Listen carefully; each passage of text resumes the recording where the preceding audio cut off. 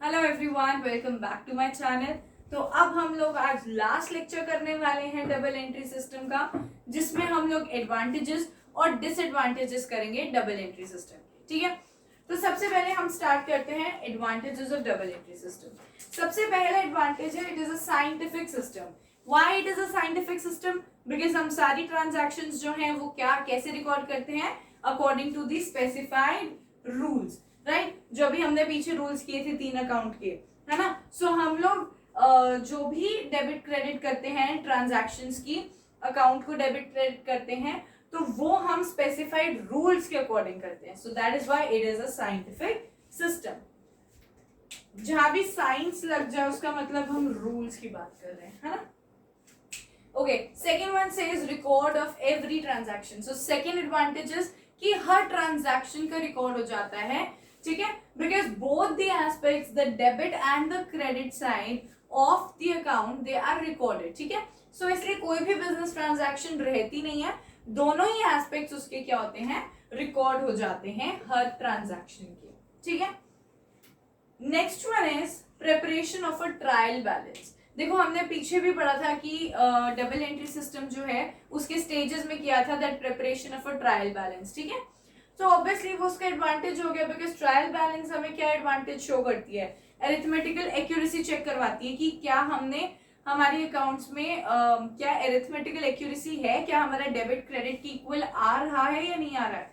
तो वो तो हमें ऑब्वियसली डबल एंट्री सिस्टम के थ्रू ही पता चल रहा है ना, तब क्योंकि डेबिट भी कर रहे हैं क्रेडिट भी कर रहे हैं और दो अकाउंट्स इफेक्ट हो रहे हैं।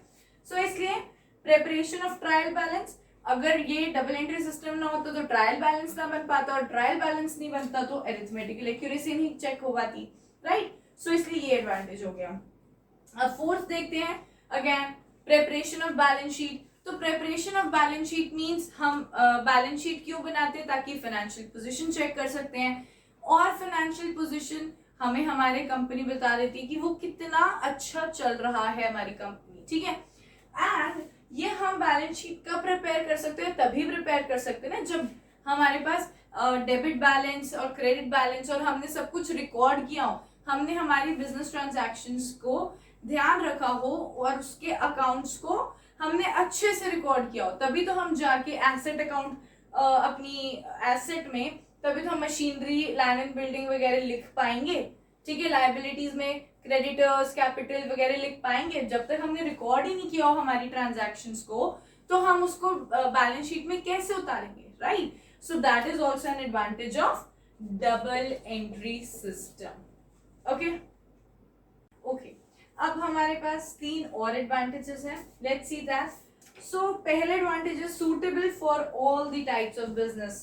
दैट मीन्स चाहे वो स्मॉल स्केल बिजनेस हो, चाहे वो लार्ज स्केल बिजनेस हो, हमारा डबल एंट्री सिस्टम सारे टाइप्स ऑफ बिजनेसेस पे एप्लीकेबल है। सो इट्स एन एडवांटेज, ठीक है? Let's move to the next one. Sixth वाला है lesser possibility of fraud. So of course हम दोनों अकाउंट्स इफेक्ट करते हैं, एक को डेबिट करेंगे, एक को क्रेडिट करेंगे, और दोनों अकाउंट्स को बहुत ही स्पेसिफाइड रूल्स के अकॉर्डिंग डेबिट और क्रेडिट किया जाता है, ठीक है?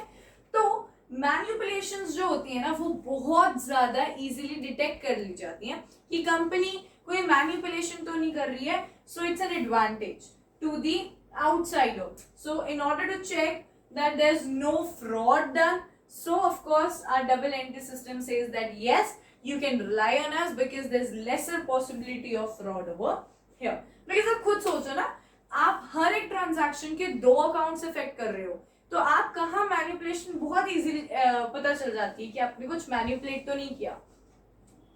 And the last one is comparative study.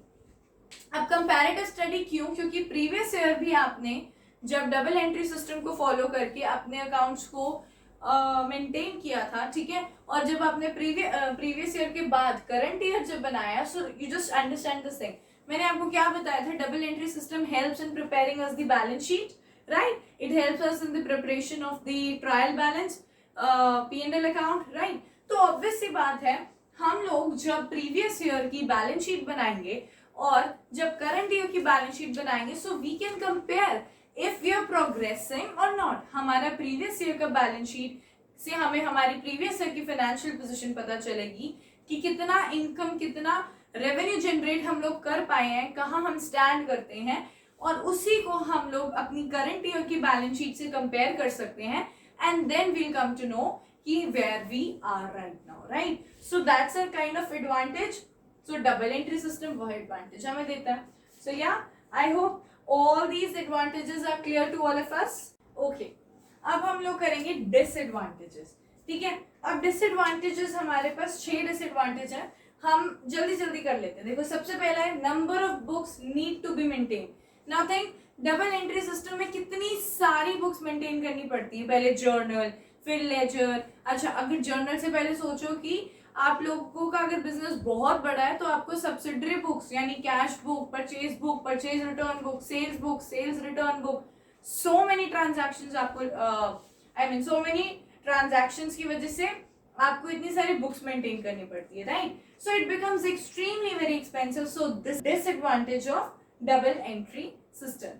Second disadvantage है प्रॉपर एजुकेटेड और qualified people are required. Obviously अब किसी अकाउंट को डेबिट करना, क्रेडिट करना, ऐसी कोई तो नहीं कर सकता ना जिसको प्रॉपर नॉलेज होगी अकाउंट्स की, और जो बहुत ही क्वालिफाइड पर्सन होगा, राइट, जिसको रूल्स के बारे में पता होगा, वही तो सिर्फ हमारे अकाउंट्स मेंटेन कर सकते हैं ना.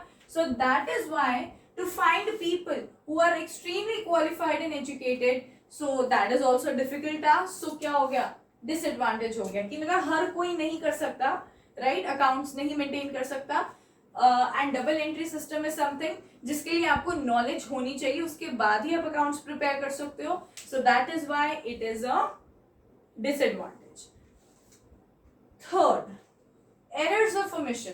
क्या होता है कि हम लोग कहते तो डबल एंट्री सिस्टम में 2 अकाउंट्स इफेक्ट करते हैं, राइट? लेकिन अगर हम लोग एक ट्रांजैक्शन को पास ही ना करें, रिकॉर्ड ही ना करें हमारी जर्नल एंट्री में from the beginning, original entry, हम मतलब जो बुक्स ऑफ ओरिजिनल एंट्री यानी कि जर्नल है, अगर हम वहां पे हमारी ट्रांजैक्शन को ऑल टुगेदर पूरा रिकॉर्ड ही ना करें, तो किसको पता हमारे डेबिट क्रेडिट भी इक्वल आ जाएगा ट्रायल बैलेंस का. तो लेकिन गलती तो की है ना हमने, तो इस वजह से दिस इज अ डिसएडवांटेज कि हमें हमारी गलती ही नहीं पता चलती कि हमने क्या कोई गलती की भी है पीछे, क्योंकि उसका कोई इफेक्ट ही नहीं पड़ा. Fourth, errors of commission. अब एरर्स ऑफ कमीशन क्या होता है, जब हम रॉन्ग अमाउंट को पोस्ट कर देते हैं जर्नल में. यानी कि फॉर एग्जाम्पल मैंने फर्नीचर परचेज किया फॉर कैश वर्थ 10,000, ठीक है, तो मैंने जर्नल एंट्री पास की है फर्नीचर टू कैश, लेकिन 10,000 की जगह मैंने 20,000 पास कर दिया, डेबिट में भी 20 और क्रेडिट में भी 20,000. तो अब इससे क्या हुआ, मैंने अमाउंट जो है वो डिफर कर दी, लेकिन अल्टीमेटली वहां से जब लेजर में जाएगी, फिर वहां से जब ट्रायल बैलेंस में जाएगी, अल्टीमेटली सब कुछ इक्वल ही आएगा, राइट? तो इस वजह से इस डबल एंट्री सिस्टम से हमें ये भी नहीं पता चला कि क्या हमने कोई गलती की. सो एरर ऑफ कमीशन भी हमें नहीं पता चलती, ठीक है. Next is errors of principle. हम रॉन्ग अकाउंट को रिकॉर्ड कर देते हैं बट अमाउंट जो है वो सही लिखते हैं. फॉर एग्जाम्पल मैंने गुड्स परचेज किए, ठीक है, तो मेरे को क्या जर्नल एंट्री पास करनी चाहिए, परचेजेस टू कैश. गुड्स के लिए हम लोग परचेजेस यूज करते हैं, ये आपको पता होगा, जब हमने अकाउंटिंग टर्म्स की थी तो हमने ये चीज समझी थी, राइट? तो हम लोग जब गुड्स परचेज करते हैं, so we should write purchases to cash, लेकिन मैंने लिख दिया फर्नीचर टू कैश. तो अब यहाँ पे क्या हो गया, मेरी फर्नीचर की जो मतलब मैंने अकाउंट डेबिट किया है वो गलत है. So I have written the wrong account, but ultimately मैं जब अमाउंट जो है वो सही लिख रही हूँ, तो कहाँ से डेबिट क्रेडिट जो मैं लास्ट में लिखूंगी वो कहाँ से अनइक्वल आएगा. ऑब्वियसली वो इक्वल आएगा. क्या फर्क पड़ता है, अकाउंट बस फर्नीचर की जगह क्या लिखना था, परचेजेस लिखना था ना, वो हमें पता ही नहीं चला. So this is also kind of disadvantage, error of principle बन गया, ठीक है.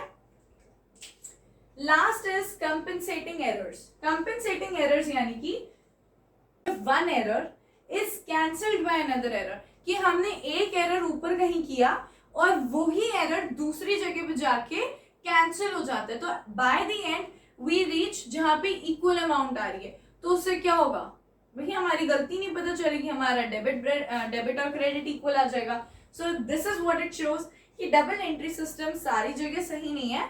कहीं जगह उसके डिसएडवांटेज भी हैं, right? So these were all of the disadvantages of double entry system. But let me tell you, in disadvantages का reason double entry system नहीं हुआ. Tell me these things. ये जो यहाँ से हमने जो मतलब errors देखे हैं, वो errors basically कौन कर रहा है? The human beings जो accounts को assemble या फिर जो accounts को संभाल रहे हैं, ठीक है? तो वो उन लोगों की गलती हुई, वो सिस्टम की गलती तो नहीं हुई ना, राइट? सो इसी वजह से मुझे एक चीज बतानी है कि टुडे टिल डेट हमारी most of the businesses double entry system को यूज करती हैं, एंड इवन बाहर की कंट्रीज भी डबल एंट्री सिस्टम से ही फॉलो करके अपने अकाउंट्स प्रिपेयर करती है, ठीक है? सो डबल एंट्री सिस्टम के एडवांटेजेस ही हैं, बट डिसएडवांटेजेस हाँ हमें थोड़े बहुत पता होने चाहिए. So this is what is in our syllabus, so you should know these. अच्छा, ये 4 जो लास्ट के हमने डिसएडवांटेजेस किए हैं वो बहुत इंपॉर्टेंट है. बाय नेम पूछ लिए जाते हैं कि what is the error of omission, so you should know what is it. What is the error of principle, you should know, right? So ये होप आप लोगों को पसंद आया होगा, आपको समझ में आया होगा सब कुछ, और इससे हमने आज पूरा डबल एंट्री सिस्टम का चैप्टर कंप्लीट कर लिया है. आपको कुछ भी डाउट होता है कमेंट सेक्शन में पूछ लीजिए, ठीक है? वीडियो को लाइक कर दीजिए, शेयर कर दीजिए और सब्सक्राइब कर दीजिए. So till then take care, bye bye.